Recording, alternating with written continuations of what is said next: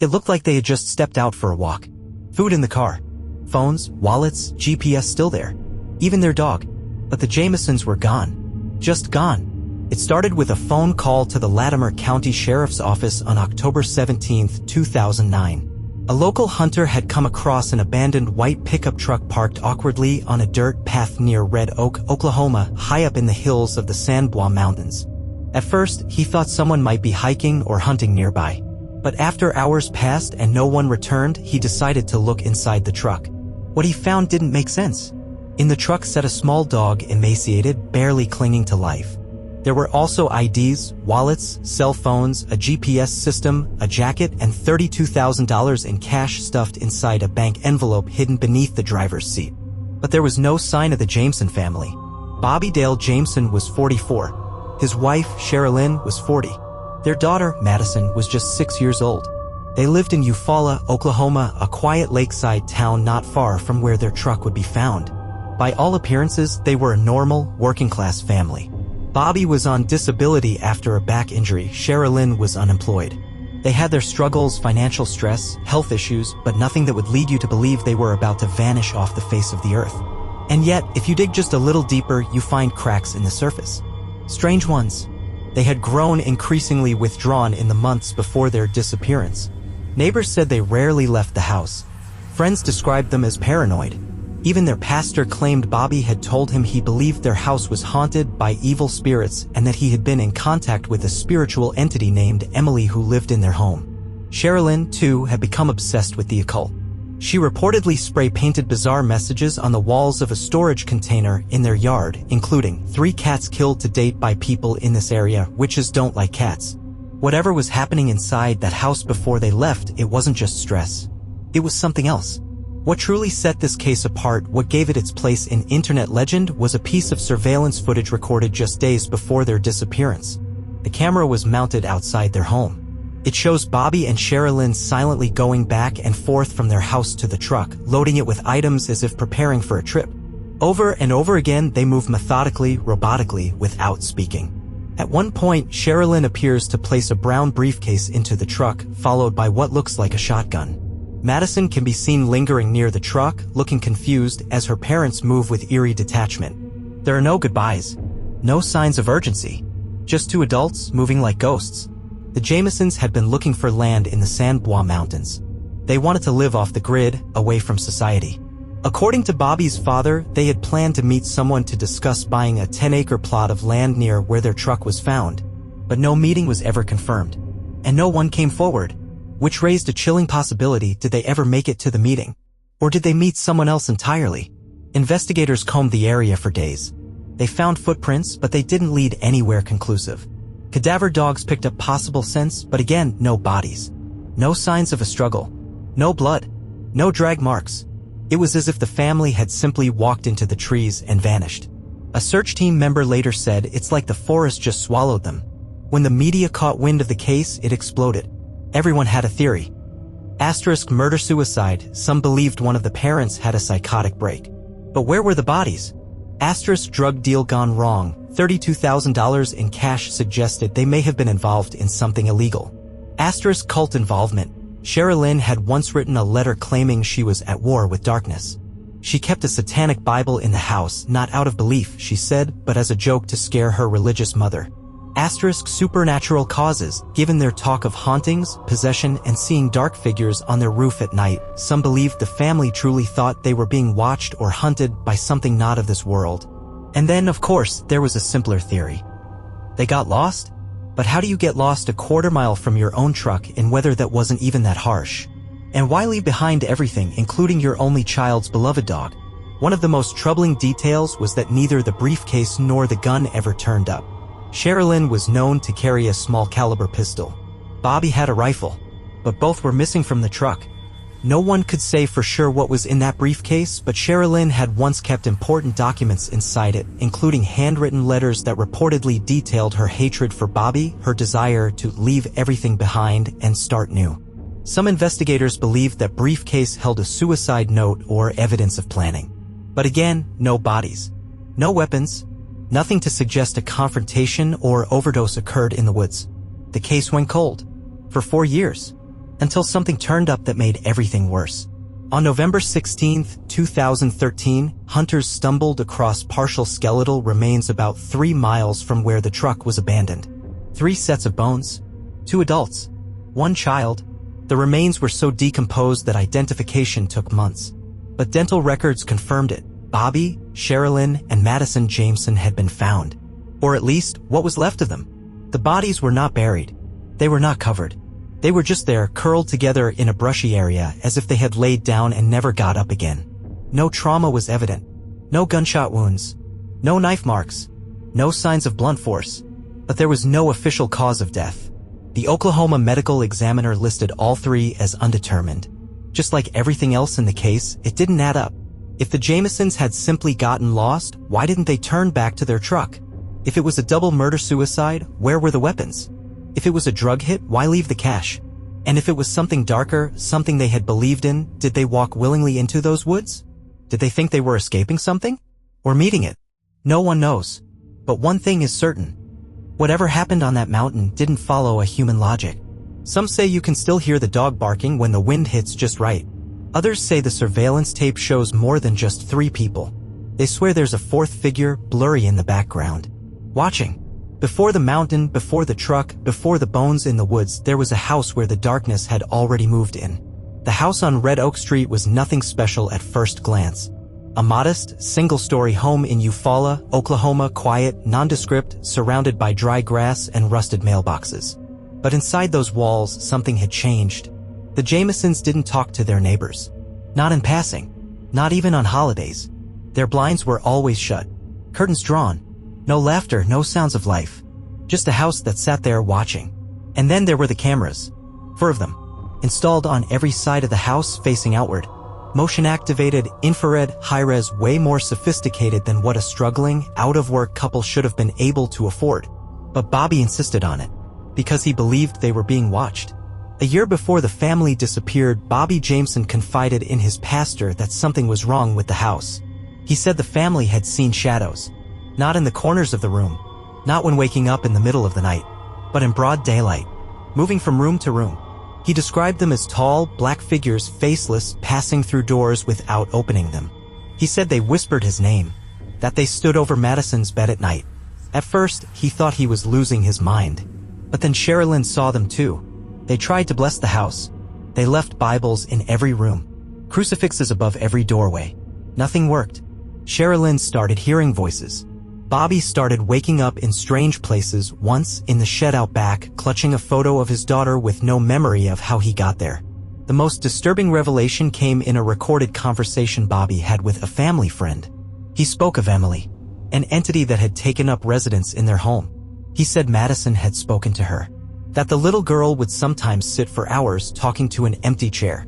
When asked who she was talking to, Madyson would simply say, Emily. Sherilynn didn't dismiss it as imagination. She believed Emily was real and dangerous. At one point, she painted a message on the wall of their storage container. Get out. We don't want your kind here. Not aimed at people. Aimed at spirits. The container was filled with odd items, salt circles, strange symbols, drawings of dark figures, and a handwritten list titled, Protection Against Demons. In the final months before they vanished, the Jamesons became obsessed with spiritual warfare. Bois bought dozens of books on demonology, exorcism, and occult rituals. Sherilynn was seen attending a local spiritualist meeting, something totally out of character for someone who had once been deeply religious. She told a friend, we're not fighting people. We're fighting something else. Their pastor, who asked not to be named publicly, said Sherilynn believed she was being attacked by dark energy. He claimed she would enter trances and speak in different voices. That she once brought a crucifix into the church and insisted it was burning her hands. The church tried to help, but the Jamesons stopped coming. They said the darkness had followed them into the pews. In mid-2009, Sherilynn purchased a small handgun. She told her friend Nikki that it was for protection, not from people, but things that live in the woods. She also began carrying a briefcase everywhere she went. She wouldn't let anyone touch it. When Nikki asked what was inside, Sherilynn replied, what I need to keep them away. To this day, that briefcase has never been found. Neither has the gun. As the summer of 2009 dragged into fall, the family's behavior became increasingly erratic. One neighbor reported hearing Bobby talking loudly to himself in the backyard, yelling at the sky. Sherilynn painted the garage black from the inside. She claimed it was to confuse the spirits. Madyson stopped going to school regularly. Teachers noted she seemed tired, unfocused, and once drew a disturbing picture of her family floating above trees with no faces. Child Protective Services visited the house once the year, but found no evidence of abuse or neglect, just weirdness. One CPS worker wrote in their report, "Family appears paranoid. Mother speaks of witchcraft. Child seems emotionally numb." It was the last official record made before they disappeared. After the disappearance, police got a warrant to search the Jamesons' property. What they found in the storage container behind their house would fuel speculation for years. Inside were dozens of handwritten journals from both Bobby and Sherilynn, full of references to spirits, demons, and messages from God. Strange symbols painted on the walls in red paint or possibly dried blood. A makeshift altar with burned photographs. Multiple references to a man named the Watcher. Investigators couldn't determine whether the Watcher was a real person, a hallucination, or part of a shared delusion. But the name showed up repeatedly. The Watcher is in the trees. The Watcher comes when the lights go out. The Watcher knows what we did. Perhaps the most chilling account came from Bobby's estranged father, Bob Dean Jameson. According to interviews, Bob and Bobby had a strained relationship mostly over money.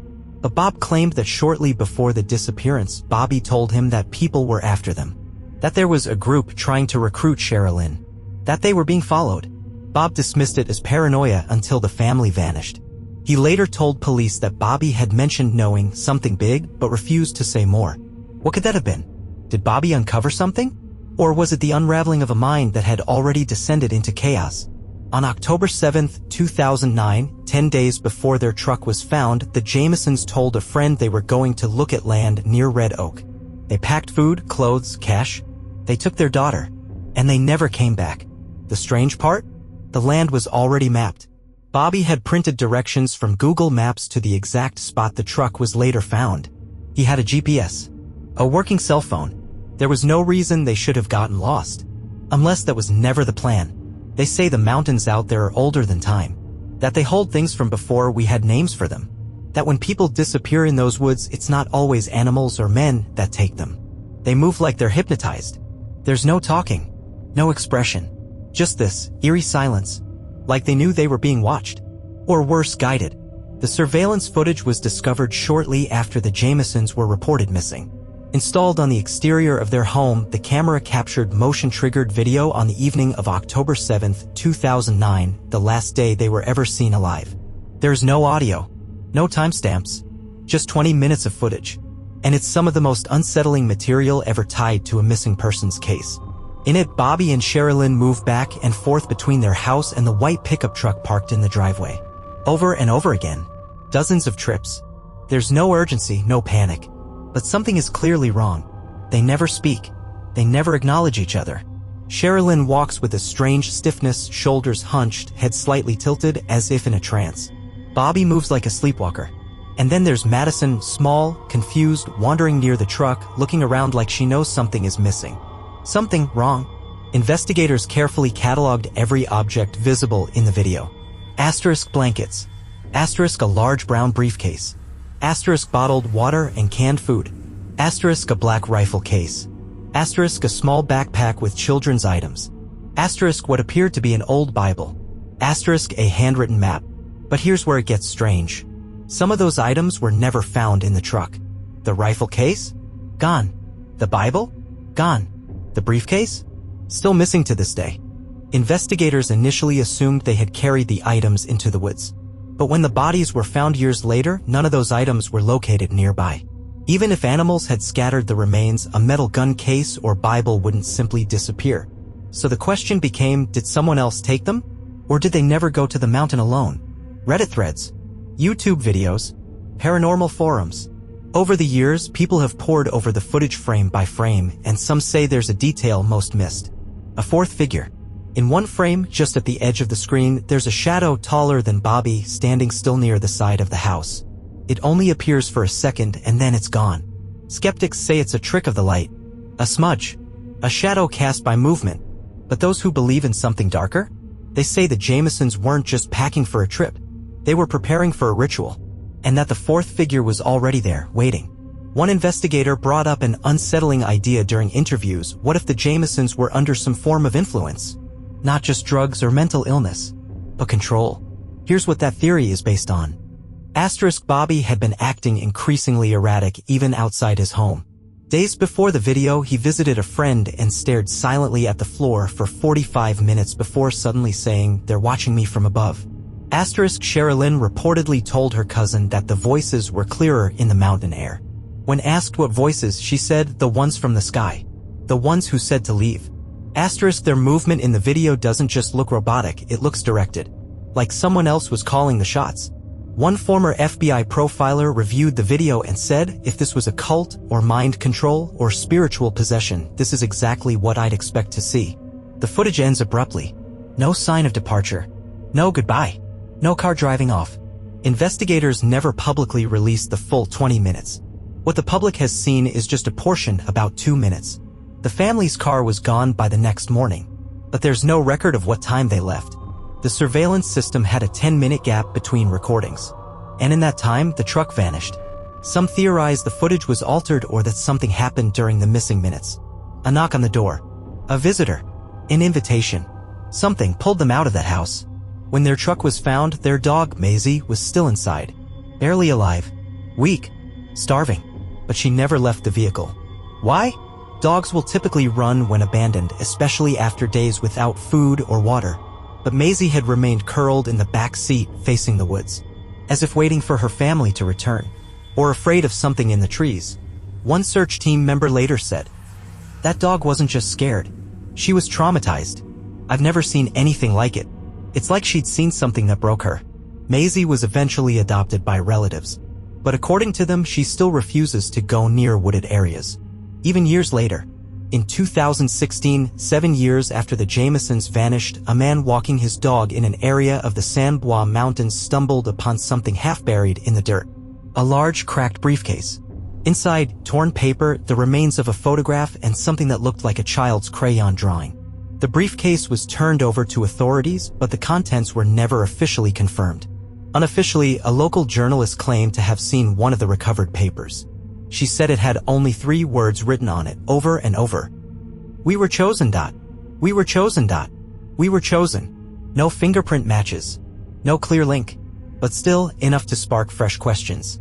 To this day, internet sleuths continue to analyze the footage.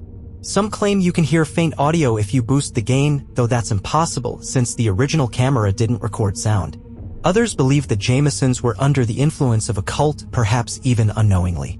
A few have gone further, linking their case to a nearby disappearance in 1994, where another family vanished in the Bois region only to be found years later, decomposed in a similar manner. That case was ruled exposure but bore eerily similar signs: missing belongings, hidden cash, and children's shoes left behind. As one poster on a paranormal board wrote, "Whatever lives in those woods doesn't just take people. It takes everything that makes them human." They say the camera shows everything. But maybe the scariest part of that tape is what it doesn't show. She told me they met in the woods. That it wasn't a church. It wasn't a religion. It was just people who knew things. Things they couldn't unsee. A neighbor came forward a month after the Jamesons disappeared. They didn't want to be identified, but they told a chilling story. About a stranger who had come to the Jameson house late one night, weeks before the disappearance. He was tall, dressed in black, and wore a pendant around his neck with a strange symbol, one that Sherilynn reportedly drew later in one of her notebooks. Bobby spoke to him outside for nearly an hour. Sherilynn stayed inside. When the neighbor asked about it the next day, Bobby reportedly said, "He's not a bad person. He just knows the truth." The neighbor didn't press, but they never saw that man again. When police searched the Jamesons' home after their disappearance, they recovered dozens of drawings and handwritten pages, many scrawled with frantic energy like someone trying to capture a dream before it vanished.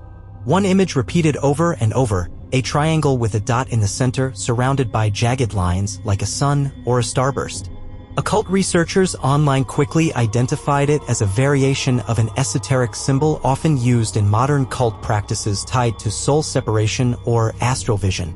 Some claim it's tied to a fringe spiritual group that operated in parts of Oklahoma and Arkansas in the early 2000s, a group that believed in cleansing the soul by disconnecting from the physical world entirely. The group was known by a single name, the Enlightened Path. There's very little public information about the Enlightened Path. It was never officially listed as a church and no known leader was ever identified.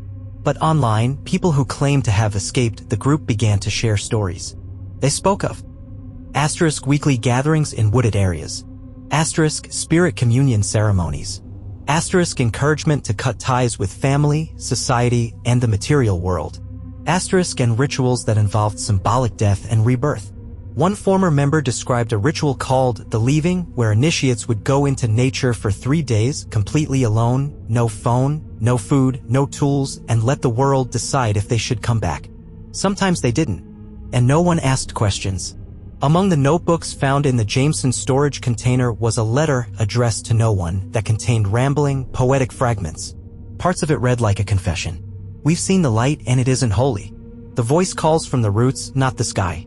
We go soon, not because we're lost, but because we've been found. To leave this world is to become real. Even more disturbing, she mentioned Madyson, writing. She dreams of the other place now. She sees them in the mirror. That one line haunted investigators. Was Sherilynn documenting psychosis? Or preparing for a ritual? A former co-worker of Sherilynn's came forward in late 2010, claiming she had once invited her to a meditation circle near the Red Oak Mountains. She said the meeting was unusual quiet, with long periods of staring into firelight, followed by people walking alone into the woods for hours. Sherilynn told her afterward, "This isn't for you." The co-worker remembered seeing the same triangle symbol drawn in the dirt during the gathering. Later, when she asked Sherilynn about it, she only replied, "It helps keep the door open." Bobby's behavior in the last few months before the disappearance also seemed to spiral into paranoia. According to his mother, Bobby claimed that they were showing up outside the house at night. He said he'd seen lights in the woods, figures standing still for hours.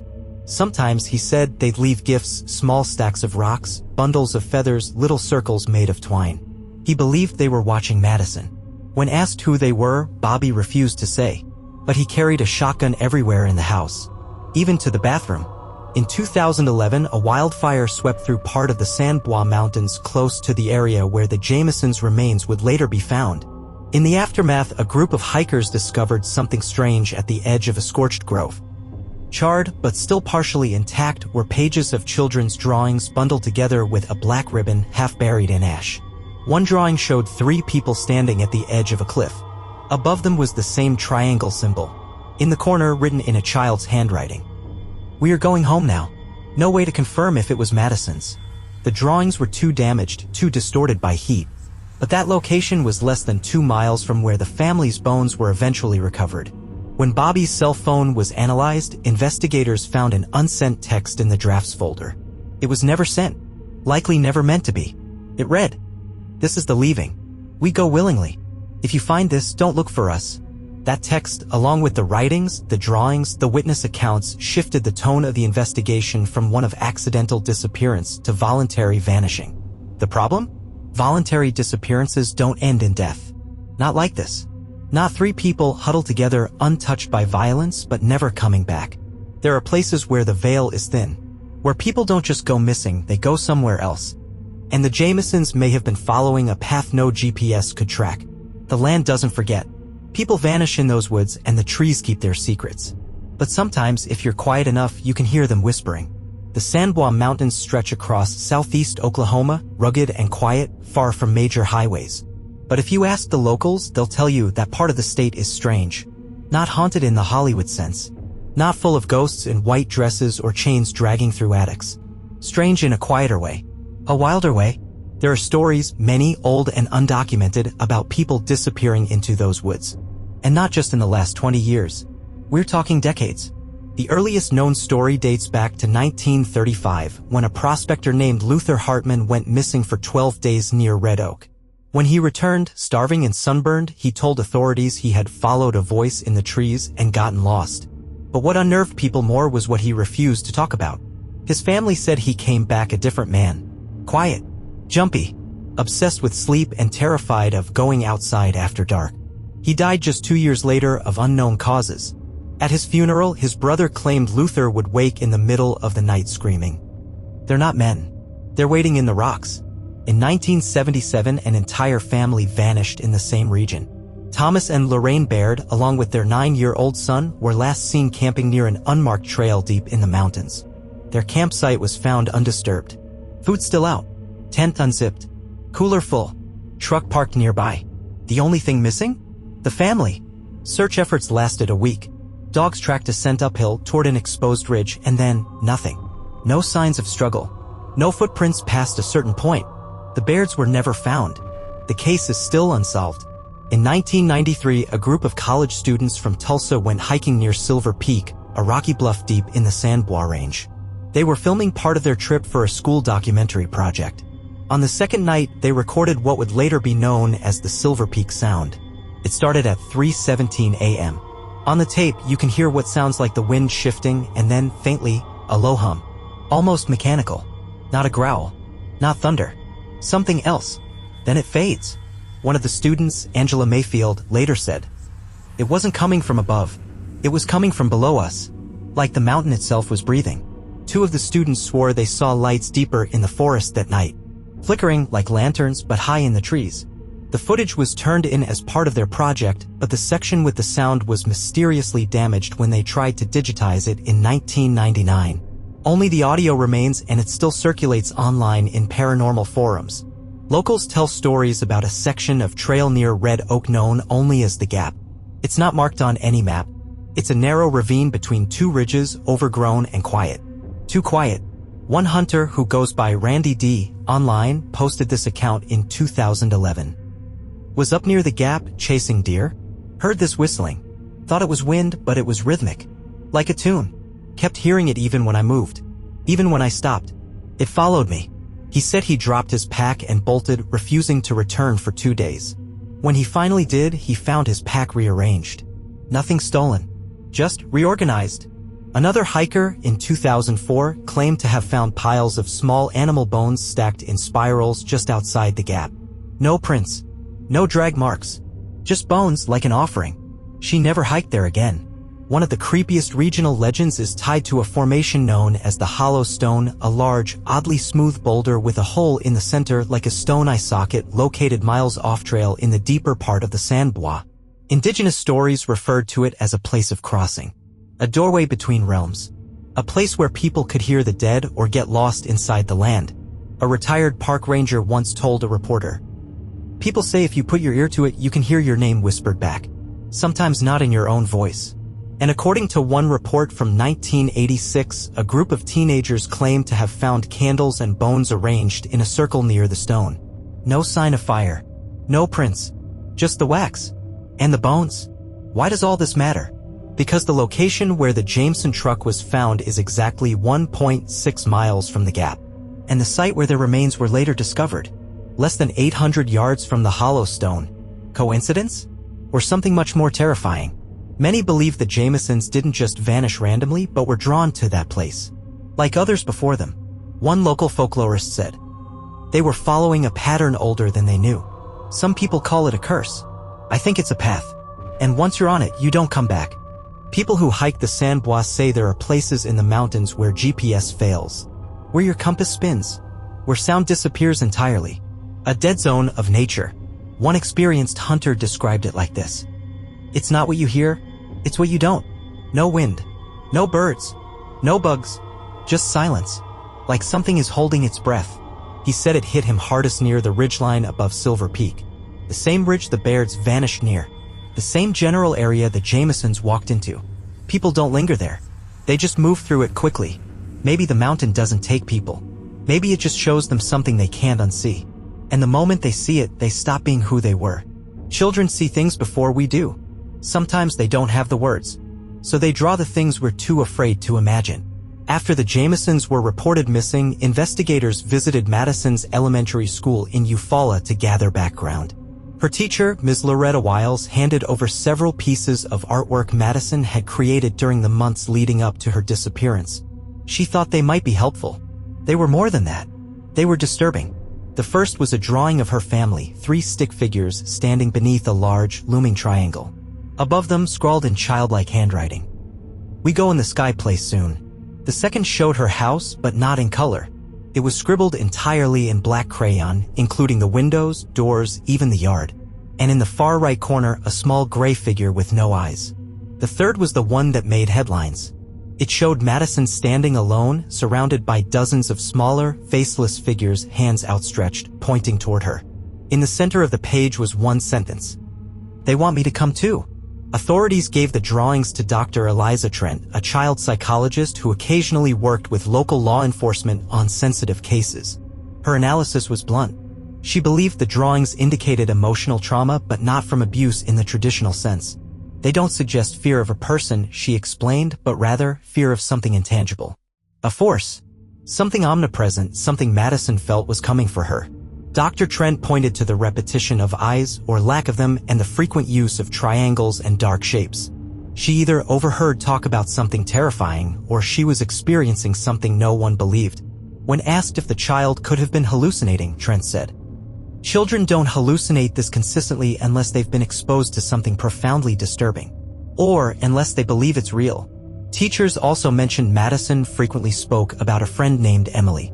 Yes, the same name Bobby and Sherilynn had once mentioned as the spirit living in their house. But for Madyson, Emily wasn't scary. At least, not at first. She used to say Emily talked to her in dreams, one teacher recalled. She'd draw her as this floating person with big hands and no feet. Sometimes Madyson said Emily lived in the mirror. She told a classmate that if she stared into her bathroom mirror long enough, Emily would show her what the world really looks like. Later, her drawings of Emily changed. The floating figure became darker, the arms longer. And in the final drawing given to her teacher just 3 days before she vanished, Emily was gone, replaced by a shape, a triangle, with no face. One chilling piece of footage has never been officially released to the public. It was pulled from the Jameson family's home security system, same camera that caught them packing up the truck. But this clip is different. It shows Madyson standing alone in the driveway. Late evening. She appears to be speaking, but there's no one else in frame. Then, at one point, she turns suddenly as if someone called her name. She steps toward the side of the house, then stops, tilts her head, smiles, then walks back inside. The timestamp shows this happened just 24 hours before they left. A sheriff's deputy who viewed the tape described it like this. "I've seen kids play pretend. This wasn't that. She was responding to something. Something that knew her name." Madyson's cousin, who babysat her often, later gave an interview to a local news outlet. She recalled one strange conversation a week before the family disappeared. "I asked her if she was excited about Halloween. She looked at me and said, 'We won't be here for that.' I thought they were going on a trip. I joked, 'Are you going to the moon?' And she said, 'No. We're going where the shadows live.' At the time, it sounded like childish fantasy. But in hindsight, it was a warning." During the investigation, police recovered one final piece of evidence from Bobby's cell phone, an audio file recorded the night before they disappeared. It's short, 18 seconds long. The voice is Madyson's.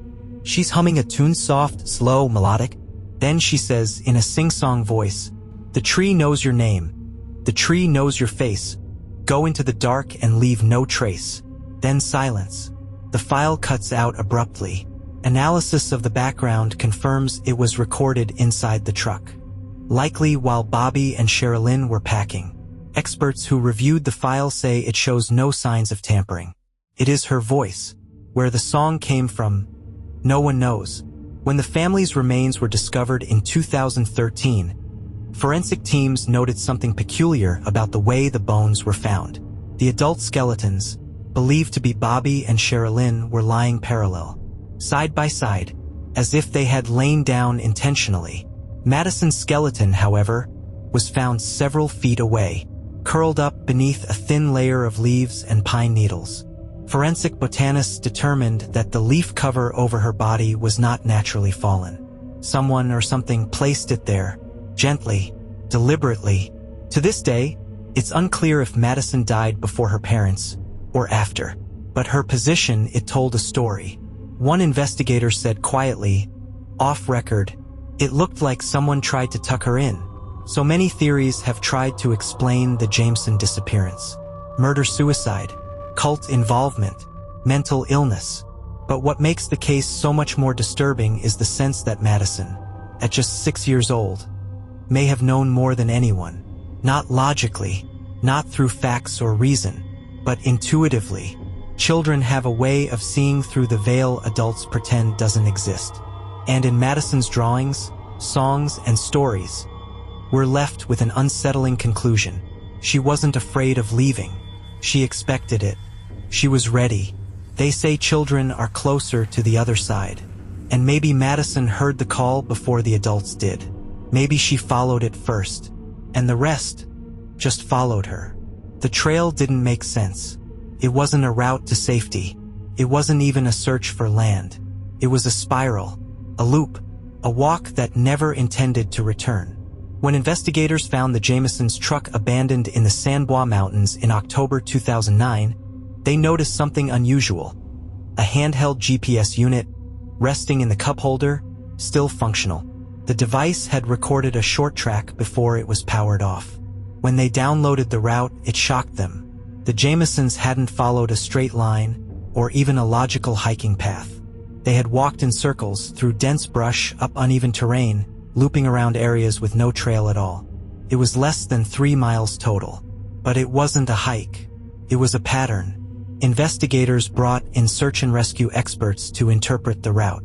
From a top-down satellite view, the GPS trail appeared like a spiral, not a perfect one, but close enough to make experts pause. It began near the truck, looped around a rocky outcrop, curved toward a small creek bed, and ended near a cluster of boulders where, 4 years later, the Jamesons' remains would be found. There were no indications they stopped for long, no branching paths, no attempts to backtrack, just in and around, and down. One officer said, "It wasn't a trail, it was a descent." Local indigenous groups, specifically the Choctaw, have long spoken of spirit paths in the mountains. Places where, they believe, the physical and spiritual world intersect. One such pattern is known in their lore as the Death Spiral, a symbolic route taken by those preparing to cross into the other world. The belief is that the spiral confuses spirits, or prepares the soul for the afterlife. When a Choctaw historian was shown the Jamesons' GPS path, he reportedly turned pale. "That's not a mistake," he said. "That's a ritual." Searchers in the area near the final GPS ping reported strange compass behavior. A seasoned volunteer said his magnetic compass spun 360 degrees at several points while tracking the Jamesons' route. He tested it again in other areas, normal behavior. Back near the GPS trail, it spun again. Cell service also dropped without warning. GPS devices struggled to hold location fixes. Even emergency radios experienced distortion, with bursts of static or what one searcher described as murmurs, almost like someone whispering under the static. It became clear something about that area interfered with technology, or something else didn't want to be seen. Just 50 yards from the GPS's last recorded ping, investigators found something they never made public, until it was leaked years later by a former deputy. Photos showed a rough circle of stones, placed carefully, man-made, each stone roughly the size of a human head. Inside the circle, charred remnants of wood and what looked like bone fragments, too small to be human but clearly burned. Next to the circle, on a flat stone slab, was a symbol scratched deep into the surface, a triangle with a dot in the center. The same symbol Sherilynn drew in her notebooks, the same one seen in Madyson's drawings. Investigators began to re-examine the truck. Why abandon it? It wasn't broken. The keys were still inside. Fuel tank full. Even stranger, a nearby surveillance camera mounted at a rural gas station a few miles before they reached the forest showed Bobby Jameson refueling calmly, paying in cash. Nothing looked off. But after that, they never turned around. The truck was never moved again. The GPS showed no return route. Whatever they had planned, it didn't involve coming back. In November 2013, when the family's skeletal remains were found, the layout confirmed what the GPS hinted at. They had died not while lost, but within the spiral. Bobby and Sherilynn were side by side. Madyson was a few feet away, curled near a patch of moss. Forensic experts found no signs of blunt trauma, stabbing, or gunshot wounds. No drug residue. No bones broken. The deaths were officially ruled undetermined. But searchers noticed something more disturbing. Despite 4 years of exposure, the Jamesons' clothing was mostly intact. Their shoes were still on, their skeletons undisturbed by scavengers. It's as if nature had simply left them alone. A search and rescue expert with 25 years of experience described the Jameson case this way. It's like the land opened for them and then closed. We've seen lost hikers, accident victims, animal attacks. This wasn't any of those. This was planned. Not by them necessarily, but planned. The spiral, the untouched truck, the stone circle, the missing time, the missing briefcase. All signs that point to something larger. Something not entirely rational. One investigator, off record, said something even darker. I don't think they were running, Dot. I think they were called. Some trails don't take you home. Some trails take you through. And the Jamesons may have followed a path not made by man, but made by something much older. He said people were after them. That they weren't safe. But when pressed, he'd only say, "You wouldn't believe me even if I told you." By 2009, Bobby Jameson hadn't spoken to his father, Bob Dean Jameson, in months. Their relationship was complicated. Some said volatile. Bob was a former gas company executive known in town as stern, reclusive, and unafraid to speak his mind. Bobby had accused him of threatening the family over money, a claim Bob denied publicly but privately admitted there had been heated words. The estrangement had become official. Documents confirmed Bobby had filed a restraining order against his father shortly before the disappearance. But what's often overlooked is what happened after. Because when Bobby and his family vanished, Bob Jameson gave an interview to local reporters. And what he said was chilling. In a short TV segment that aired just days after the family went missing, Bob appeared on camera shaking, distracted, clearly emotional. He said, "I knew something like this was going to happen. They were getting into things they didn't understand. I warned them. They thought they were safe up there, but they weren't." When asked what he meant, he hesitated, then added, "There are people in those hills who don't want to be found. You go looking for what doesn't belong to you and you end up gone." The interview cut short after that. Bob refused to speak further. But a week later, he reportedly told a private investigator, "They weren't lost. They were taken. But not by who you think." When Bob died in 2012, just a year before his son's remains were discovered, his estate passed to his sister. While sorting through his belongings, she found something strange. A locked metal box, heavily dented, with scorch marks on the bottom and sides. Inside a sealed compartment of Bob's basement safe. She gave it to police. When opened, the box contained several handwritten pages, water-damaged and partially illegible. A photograph of Bobby and Sherilynn on their wedding day, folded in quarters. A flash drive. And a burnt leather pouch with a silver pendant inside, matching the triangle symbol found near the Jamesons' remains. The police never released the contents of the flash drive. But one detective involved later told a reporter anonymously, "It wasn't illegal. It wasn't even violent. But it was terrifying." Whatever he believed it completely. Though most of the handwritten notes were destroyed by water and heat, 2 fragments were readable. One said, "They think they're just visiting. But the land remembers. The symbols don't protect anymore. They mark you." The other. He didn't listen. I warned him not to dig too deep. It's not just stories. It's not just fear. It's a system. What system? What symbols? What did Bobby dig into that crossed the line? In the final months of his life, Bob Jameson had reportedly grown increasingly paranoid. Neighbors said he no longer left his home. He ordered massive amounts of bottled water and canned food. One local delivery driver said Bob asked if his company delivered to secure locations with no spiritual interference. Another witness claimed Bob believed Bobby had been approached by a group tied to land-based spiritual practice, one Bob had crossed paths with during his oil field years in the San Bois Mountains. Bob believed this group used symbols, rituals, and isolation to keep themselves hidden. And when people got too close, they disappeared. The pouch in Bob's box was made of animal leather, scorched around the edges. Inside was a silver triangle pendant, identical to those found on cult forums and esoteric ritual sites online. An analysis of the metal revealed it wasn't pure silver, it was fused with traces of hematite and quartz, materials sometimes used in spiritual ceremonies tied to soul anchoring or protection during astral projection. But why did Bob have it? And why keep it burned, sealed, and hidden? Some speculate it was his ward, a charm to protect himself from the same thing he believed took his son. Perhaps the most disturbing detail came from Bob's sister, Diane, who shared something she'd never told police. She said Bob had received a call at 3:12 a.m. 2 days before the family vanished. He answered it, listened for a moment, then hung up. He was visibly shaken, she said. When she asked who it was, he said, "Someone who's already dead." She assumed he was rambling.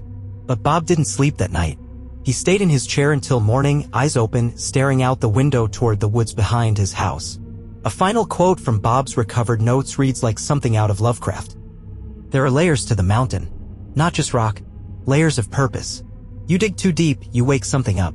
It watches. It waits. And when it knows you know, it takes." This echoed what Bobby had once said to his pastor. "It's not a place. It's a thing. It's watching us from the land itself." Did Bob's own past in the mountains lead him to fear something that haunted his son later? Or did Bob bring something home, something that followed the family until it finished what it started? Some secrets are buried deep. Others are waiting to be found. But the worst ones, the ones that change everything, are the ones you were never meant to see. It started with static. Then came the whispers. Then came the voice. Clear, quiet, and calling them by name. After the Jamesons were reported missing in October 2009, several search and rescue teams were dispatched across the Bois Mountains. They brought dogs, radios, thermal drones, GPS trackers, and ATVs. But from the first day, things felt wrong.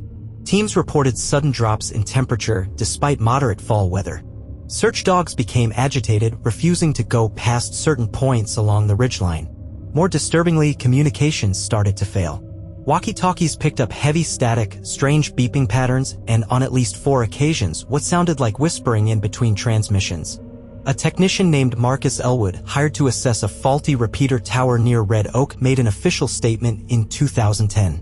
He said the tower showed no mechanical issues, but every time he ran diagnostics, a strange burst of static interrupted the signal. When he recorded the data on his laptop and slowed the waveform, he picked up a repeating pattern. He thought it was Morse code, but it wasn't. It was speech. A voice. Barely audible. Slowed. Distorted. When reversed and cleaned up with audio software, it said, "It knows your name." While examining the Jamesons' abandoned truck, police discovered an old handheld tape recorder in the glove compartment. It contained one partially recorded audio clip approximately 46 seconds long. Here's what was on it. Asterisk heavy breathing. Asterisk faint rustling sounds. Asterisk then a voice, female, presumed to be Sherilynn, saying, "Do you hear that?" Asterisk a child's voice, likely Madyson, whispering, "It's in the trees." Then static. But not normal static. Audio engineers who reviewed it said the waveform was erratic, almost musical, like someone breathing inside the static. It ended with a voice layered under the distortion, deep and slow, speaking 5 words. "You shouldn't have come here." During search operations, one team using a frequency scanner picked up transmissions coming from an unregistered band, an empty channel typically reserved for emergency backup. What they heard? Asterisk low humming. Asterisk intermittent clicks. Asterisk and then at exactly 3:06 a.m. on the 3rd day of the search, a voice. The transmission repeated 3 times. "Madyson. Madyson, come see." When the signal was triangulated, it pointed toward an area of the forest previously searched. But when teams returned, they found only a set of small footprints in the mud, likely animal. Or something else. Because the prints were barefoot. In 2016, a former search team volunteer anonymously leaked audio from his own body-worn recorder. Most of it is standard chatter, team check-ins, terrain commentary. But at 17 minutes in, there's a sequence where he walks alone through dense brush. He whispers into the mic, "Something's wrong here." Then silence. Then faint static, not from his radio, but surrounding him. Then a voice. Not his, not anyone else on the search. A second, deeper voice whispers, "I see you." The man freezes. Breathing intensifies. He stammers, "No, no, not real, not real." Then a scream of static. Not a voice, not noise. Something alive in the static. The clip ends. The volunteer reportedly quit the next day and left the state. Experts have weighed in on the audio disturbances. Some believe it's simply interference, equipment failure, or environmental anomalies common in rugged terrain. But others, like parapsychologist Dr. Lisa Channer, suggest otherwise. In a paper titled Residual Energy Fields in High-Tension Sites, she proposed that certain locations, especially those connected to trauma, ritual activity, or unexplained disappearances, can generate auditory imprints. She writes, "Voices in the static may not be voices at all, but fragments of intent. Emotional residue made audible. When we hear something calling us, it may not be language. It may be a summons." In 2013, when investigators returned to the location where the Jamesons' remains were found, they brought updated radio equipment. On the day the bones were recovered, multiple team members recorded a sudden signal spike in the same unregistered frequency range as before. But this time, the phrase was clear. A voice, calm, almost soothing, repeated, "There's no way back. There's no way back. There's no way back." Then silence. No one had transmitted it. It didn't come from another team. The voice didn't match any known search member. And after that day, the frequency never activated again. Months after the search was closed, several people involved with the investigation reported auditory hallucinations, whispers in their homes, phones ringing at 3:12 a.m. with only static on the line. One deputy claimed his baby monitor picked up a voice in the nursery at night, saying, "It's still in the trees." He moved out of state within weeks. A forensic audio tech who worked on the tape from the truck claimed her radio turned itself on every night at the same time, 3:06 a.m. The same time the name Madyson was heard on that unmarked frequency. Her husband unplugged it. The next night it came back on anyway. Some say the Jamesons left behind echoes. Others say something followed the signal back. But everyone agrees. Once you hear the static, it never really stops. They didn't disappear. They descended. Into something. Into somewhere. And the scariest part? They weren't forced. They chose to go. October 7th, 2009. Morning. Bobby, Sherilynn, and Madyson woke early. The footage shows them moving with purpose. Packing calmly. No fighting. No discussion. No hesitation. Sherilynn places her briefcase in the truck. The one that's never been found. Bobby adds bottled water, a rifle case, and Madyson, in pink shoes, carries her doll. They close the doors, then drive. It would be the last time anyone saw them alive. They stopped for gas around noon. Bobby pays in cash. No signs of stress. At 2:46 p.m., their truck is spotted turning off the main road onto a remote path that leads into the Bois Mountains. At 3:06 p.m., someone receives a call from Sherilynn's phone, but no words are spoken, only static. The truck comes to a stop near a clearing just before the sun dips behind the ridge. It has never started again. The GPS trail begins shortly after. The spiral walk takes them through overgrown terrain, no clear destination. Why? There was no meeting, no land purchase, no notes, only motion, circling, descending. Was it ritual? Were they trying to invoke something? Or answer a summons? Because Madyson had already spoken of it. We're going where the shadows live. Because Sherilynn had written, to leave this world is to become real. Because Bobby had said, it's watching us from inside the land. The stone circle waits. Whether they built it or found it, we'll never know. But they reach it. They stop. The forest swallows the sun. And the static begins. Inside the void, a voice. There's no way back. There's no way back. Then silence. 3 people. Gone. 1. The remains are found. No trauma. No signs of struggle. Just arranged. Madyson is curled away, as if placed gently. Clothes intact. Shoes still on. The bones untouched. Even the forest itself seems to have left them alone. As if something said, this one belongs here. Cult, mental breakdown, paranormal interference. Every theory makes sense, and none of them do. But when viewed together like puzzle pieces warped at the edges, a shape forms. They believed they were being watched. They believed they were chosen. They believed they had to go. And if we trust their own words, Sherilynn's notebooks, Bobby's warnings, Madyson's songs, they didn't vanish into nothing. They were led. The triangle with the dot. It appears in asterisk Madyson's drawings, asterisk Sherilynn's journals, asterisk the stone slab at the site, asterisk an independent in Bob Jameson's locked box. Experts say it means the eye within the path. Others say it's older an invocation glyph. A symbol for access. Not to a god. To a place. A crossing point. A gateway. And the Sandbois Mountains, quiet, forgotten, old, were never just mountains. They were the door. After the family's discovery, the woods returned to silence. But only for a while. Hikers still report strange radio bursts. Locals still say they hear a child humming at night. And in 2022, a documentary team using drone audio picked up a voice deep in the forest long after they'd turned off their equipment.